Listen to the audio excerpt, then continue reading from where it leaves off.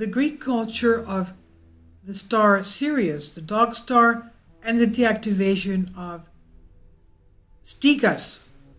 Now, if you see the video before this one, why was the Greek philosopher, the ancient Greek Socrates, giving his oaths by the star Sirius? This is a continuation, basically, of that. We know that Sirius is one of the brightest stars in the sky, found just at the 7 o'clock position from Orion's belt. In the planetary system of Sirius, which is a star much bigger than our star, lived the Greek gods who once came to Earth. We're talking about, of course, off-planet beings, extraterrestrials that we would call them. Others would call them, the Egyptians called them our overlords, and others called them Atlanteans. The Atlanteans, as we know from ancient Greek texts, were extraterrestrials. And the gods of Olympus were the mixture of these extraterrestrials and humans. And they were giants. Now, their coming marked our planet with the principles of culture and the basis for the evolution of humans, they said. But the travel gateway they created, the Styx, was fatal from its use by the Atlanteans. Here we go.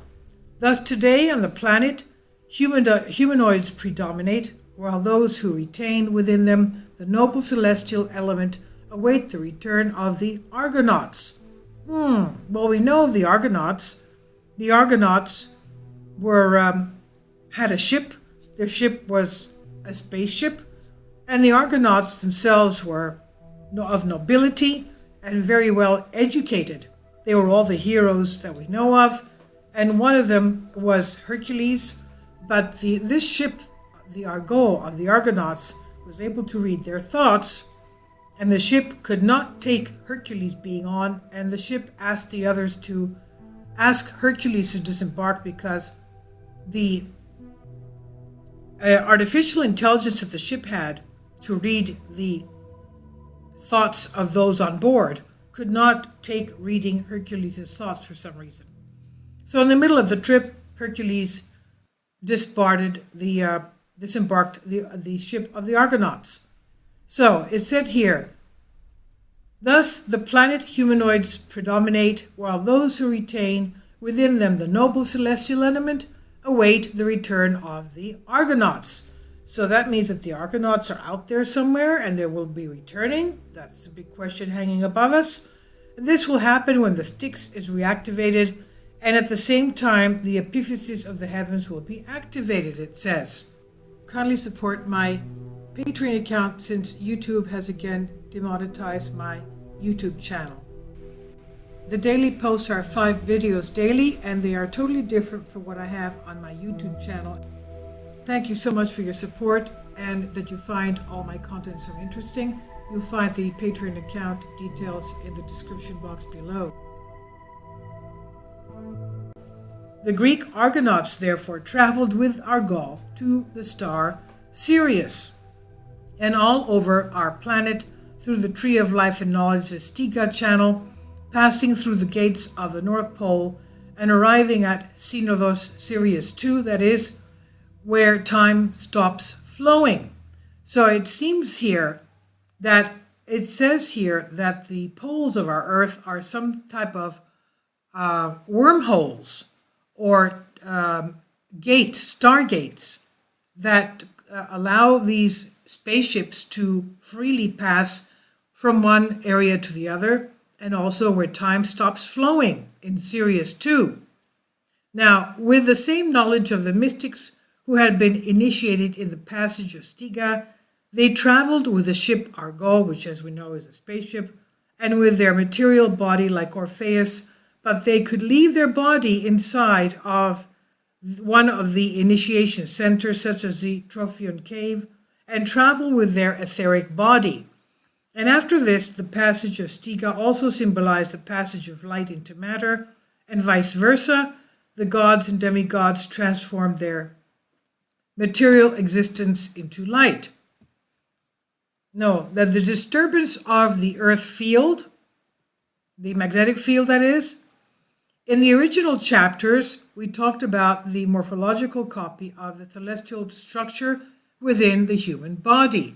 The passage of light, the spiritual light, the one that provides us with the contact with the creative power in the free field of creation, is located at the highest point of the brain, the epiphysis, and vibrates with its activation by the chamber, which in turn has to receive the command or the stimulus from the idea thought of the mind, that is, through the voluntary own will command from the consciousness. The Greek gods came and set the principles of the solar system of Sirius in the earthly civilization. In fact, we're talking about the extraterrestrials here. In fact, during the first period of time when the social system of a state on Earth began to function, the kings were defined by the Olympus of the sun Sirius. The lords of Athens in those years were the Olympians. The state was organized according to the laws and standards of Sirius. The same standards were used in Atlantis. Atlanteans, Atlantis. So, could it be that the Atlanteans came from Sirius? That's what it seems to say here. Now, and the art and architecture of the Greeks and the Atlanteans intended to bring the heavenly with the earthly union to create a harmony, the same that governs the whole living organism that you call the universe. This harmony and order of the world was to be broken by the Atlanteans, who became possessors of universal knowledge, but were morally depressed and rushed against the Olympians in the sky, but also against the Athenians, where they were punished by the sinking of their continent. The disturbance of the Earth's magnetic field that resulted in geological upheavals and the sinking of Atlantis, there in the Atlantic, where the black spatial hole, the hole has now been created, the so-called Devil's Triangle. Chronologically, Plato places it about 9,600 BC, about. Isn't that strange? That's just about the time the comet supposedly hit the Earth during the Younger Dryas period. Now, according to G. Georgalas, through his writing, he described the floods that disturbed the planet by placing the Dardanelles in the area of the Hellespont. That's the area where Constantinople, Istanbul is today in Turkey. That's the area around there. Due to the melting of the ice 25,000 years ago, where the plain of Aegidos turned into a sea, with the highest remaining parts of the mountain peaks, which later formed the Aegean Islands. Survivors of this flood are Jason, the founder of the mysteries in Samothrace and Dardanelles, Jason of the Argonauts. The flood of Aegidos happened when Aegida was turned into a sea, and the king of Attikoviotia was Aegigos, and Enarchus was Phoronius. This flood was due to the opening of the Gibraltar Rock by the pressure of the Atlantic waters, due to its, in the year about 20,000 to 15,000 BC. The period of melting ice. Now, finally, the flood that has left the most memories is that of Thefkaliona in 9,600 BC, which, according to the author, owes to an asteroid collision with Earth. Again, that must have been the Younger Dryas Comet collision.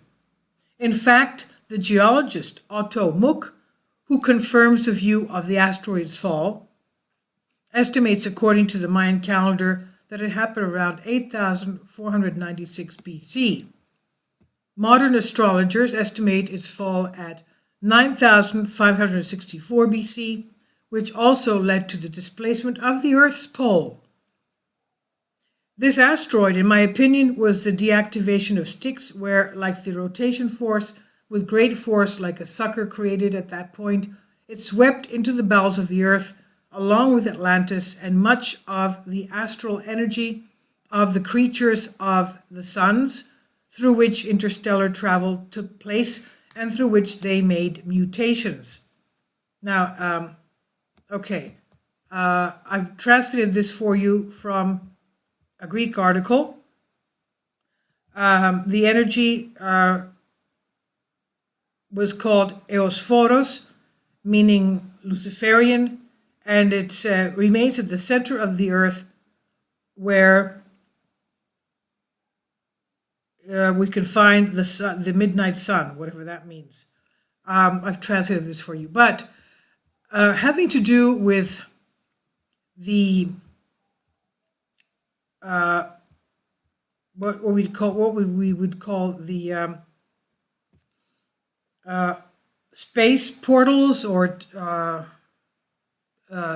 stargates, or where time warps or time stands still, or what we would call passages, a wormhole. This is with having to do with the suns, okay? Astral energy and the suns. This is what Nassim Haramein talks very nicely about in his videos, when he sees things going into the sun, solar flares coming out, and these things, these, we would call them, I guess, starships or UFOs coming out on the other side of the sun. And he says, this is obviously the sun is being used as some kind of a stargate or a wormhole, our own sun, from the Soho images, okay? And if you want to find Nassim Haramein's videos, amazing information what he has on there concerning our sun and these UFOs going through the sun, using the sun as some type of a stargate. Okay, so I've translated this again for you from a Greek article having to do with Sirius and Atlantis. And obviously this all had to do with the comet impact that we call the younger Dryas Comet that took place about 12,800 years ago. Please leave your comments, and thank you for your support.